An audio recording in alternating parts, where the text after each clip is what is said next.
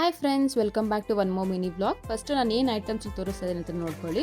ಇದು ಕೊಬ್ಬರಿ ಎಣ್ಣೆ ಮತ್ತು ಇವಾಗ ತೋರಿಸ್ತಾ ಇರೋದು ಅಕ್ಕಿ ಹಸಿಟ್ಟು. ಇವೆರಡು ಐಟಮ್ಸ್ನ ಯಾಕೆ ತೋರಿಸ್ತಾ ಇದ್ದೀನಿ ಅಂತಂದರೆ ಎಲ್ಲ ಮಹಿಳೆಯರಿಗೂ ಇದೊಂದು ದೊಡ್ಡ ತಲೆನೋವು ಅಂತಲೇ ಹೇಳ್ಬೋದು.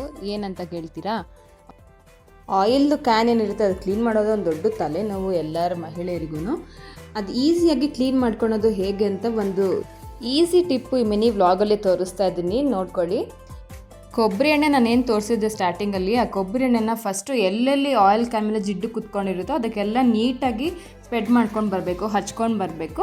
ಅದು ಕೊಬ್ಬರಿ ಎಣ್ಣೆ ನೀಟಾಗಿ ಹಚ್ಚಿದಾದಮೇಲೆ ಅಕ್ಕಿ ಹಸಿಟ್ಟನ್ನು ಚೆನ್ನಾಗಿ ಈ ಥರ ಸ್ಪ್ರೆಡ್ ಮಾಡಿಕೊಂಡು ಬರಬೇಕು. ಸ್ಪ್ರೆಡ್ ಮಾಡಿಕೊಂಡು ಹಾಗೆ ಅದನ್ನು ಜಿಡ್ಡು ಮೇಲೆ ಚೆನ್ನಾಗಿ ಉಜ್ಜಬೇಕು. ಆವಾಗ ಕ್ವಿಕ್ಕಾಗಿ ಇದು ಏನು ಜಿಡ್ಡು ಕೂತಿರುತ್ತೆ ಆಯಿಲ್ ಕ್ಯಾನ್ ಮೇಲೆ ಬೇಗ ಬಂದುಬಿಡುತ್ತೆ. ನೀವು ಇಲ್ಲಿ ನೋಡ್ಬೋದು ಎಷ್ಟು ನೀಟಾಗಿ ಬರೀ ಇದು ಅಕ್ಕಿ ಹಸಿಟ್ಟನ್ನ ಸ್ಪ್ರೆಡ್ ಮಾಡ್ತಾ ಇದ್ರೇ ಎಷ್ಟು ನೀಟಾಗಿ ಅದು ಜಿಡ್ಡೆಲ್ಲ ಬಂದುಬಿಟ್ಟಿದೆ.